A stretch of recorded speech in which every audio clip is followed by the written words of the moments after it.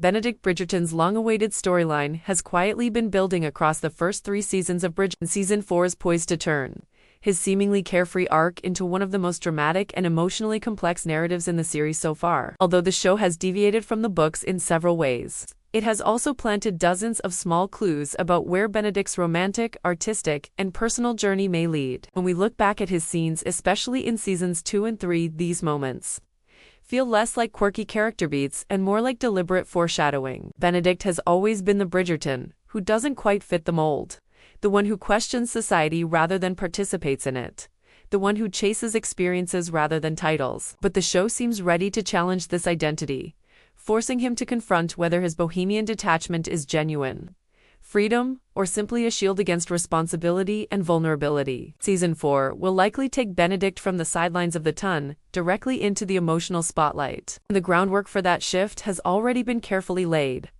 One of the most significant Easter eggs in Benedict's arc comes from the subtle but persistent tension between his artistic aspirations and the societal expectations placed upon him as a Brit. In Season 1, his fascination with art is treated as a charming but almost superficial interest, something he does for pleasure. By Season 2, however, art becomes a window into a deeper struggle.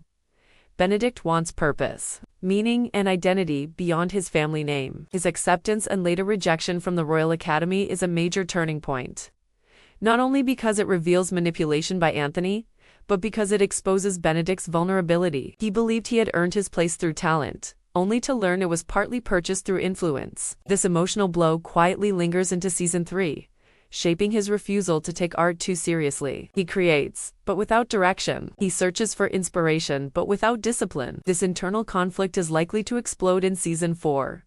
The writers may push Benedict to confront his insecurities head-on, pushing him to either embrace his long-deferred potential or risk losing himself entirely. We may also see the return of the Royal Academy storyline, with Benedict possibly being offered a second chance or facing new rivals who challenge his gifts, forcing him to decide whether his art is merely a hobby or the foundation of his identity.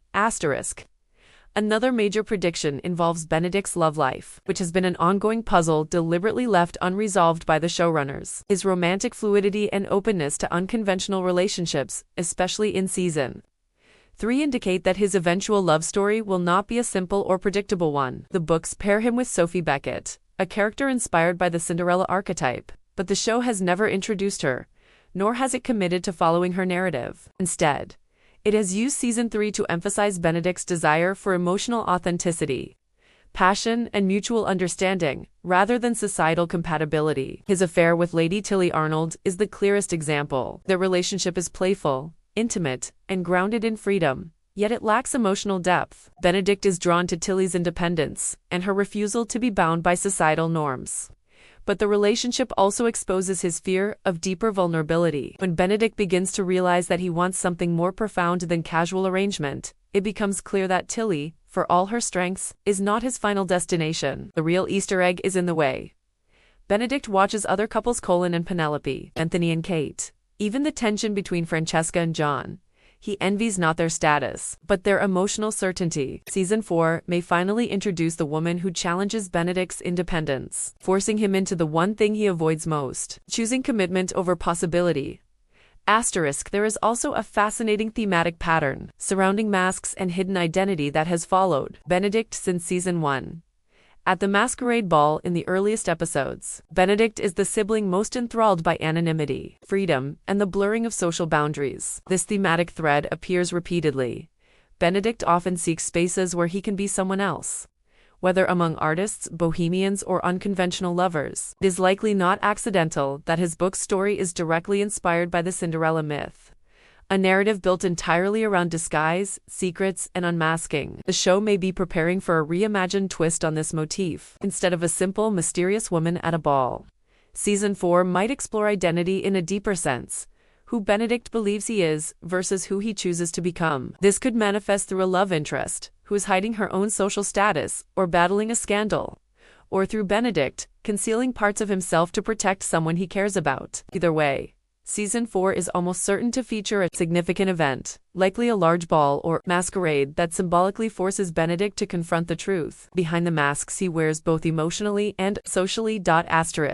Another Easter egg many viewers missed lies in the repeated references to Benedict's role within the Bridgerton family. He is often called the second son. And while this seems merely factual, the show uses this label to explore Benedict's sense of being overshadowed. Anthony carries the weight of responsibility. Colin enjoys the charm of being the adventurous younger brother. Benedict is caught in between neither the leader nor the carefree wanderer. This position leads him to develop a sense of rootlessness, which has become increasingly prominent in his scenes. He supports his siblings, but he rarely leads. He offers advice, but seldom takes it. Season 4 may finally change this dynamic by thrusting him into a role that requires him to take charge, perhaps protecting someone he loves, or managing a scandal that affects his reputation. The series has shown again and again that every Bridgerton must eventually face a moment where they challenge the expectations placed upon them. Season 4 will likely be Benedict's turn, and this transformation may be tied directly to his romance, forcing him to decide what kind of man he wants to be when someone else depends on him.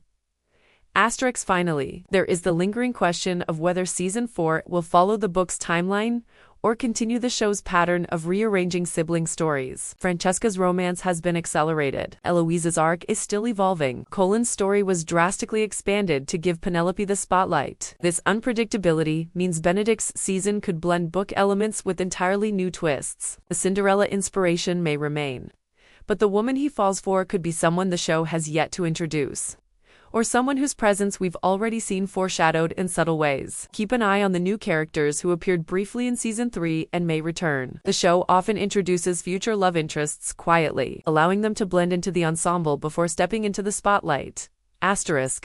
Season 4 seems poised to bring Benedict to a crossroads. His identity as an artist, his place within the family, and his search for love will all collide, forcing him to make choices he has long avoided. The Easter eggs scattered throughout previous seasons suggest a story that will be emotional, visually rich, and full of self-discovery. Benedict's season won't just be a romance, it will be the moment he stops, drifting through life and finally steps into who he was meant to be.